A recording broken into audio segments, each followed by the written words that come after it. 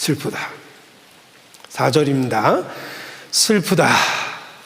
여기 슬프다라는 말이 의외로 참 많이 나오는데 이사야서에서만 21번 나옵니다. 굉장히 반복적이죠. 자, 이사야가 어떤 시대에 살았는지 말씀을 드렸습니다. 북이스라엘은 이미 멸망했고 남유다도 위기 속에 있으며 그럼에도 불구하고 정신 못 차리고 더 심한 죄를 짓고 있습니다. 이것을 보고 있는 하나님의 마음입니다. 슬프다. 하나님은 단지 진노하신 것이 아니라 슬프다고 이야기하십니다. 공의와 사랑을 갖고 있기 때문에 그래요. 공의가 있기 때문에 죄에 대해서 분노하시지만 사랑이 있기 때문에 그들이 범하는 죄에 대한 슬픔을 느끼시는 거예요. 슬프다. 하나님의 마음을 표현했습니다. 그리스도인은 성령의 내주, 성령을 주셨습니다. 그래서 한 번도 못 본 예수 그리스도를 알고 믿고 사랑합니다. 성령이 오셨어요. 성령은 하나님의 마음을 그대로 내 안에 재현하고 느끼게 해주고 동일한 마음을 갖게 해줍니다.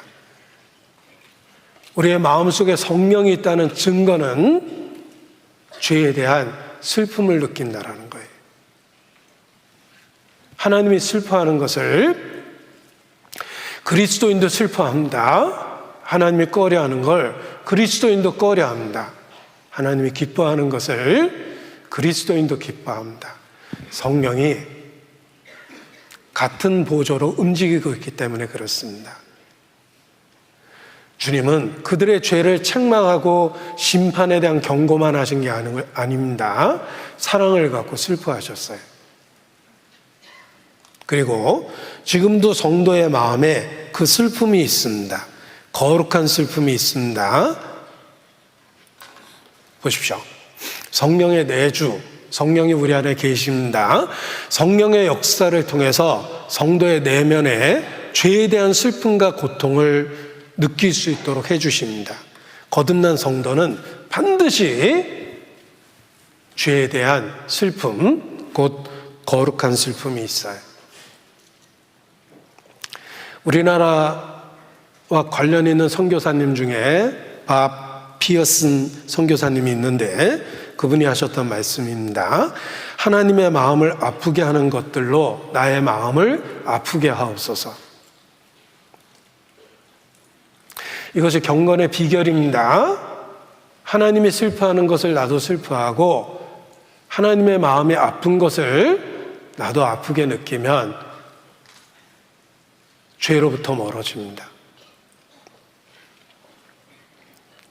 어떤 분이 정말 고민이 생겼습니다. 내가 정말 구원을 받은 것 같은데 그럼에도 불구하고 왜 이렇게 죄에 대한 유혹을 받고 또 때로 죄를 짓는 걸까? 그것을 상담하는 분한테 이렇게 털어놨는데 그 상담하는 목사님이 이렇게 말씀하셨습니다. 그 죄를 지을 때마다 마음이 즐겁습니까? 아닙니다. 고통이 있고 슬픔이 있습니다. 예전같이 이렇게 즐겁지만은 않습니다. 그 고통과 슬픔은 원래 없었던 겁니다.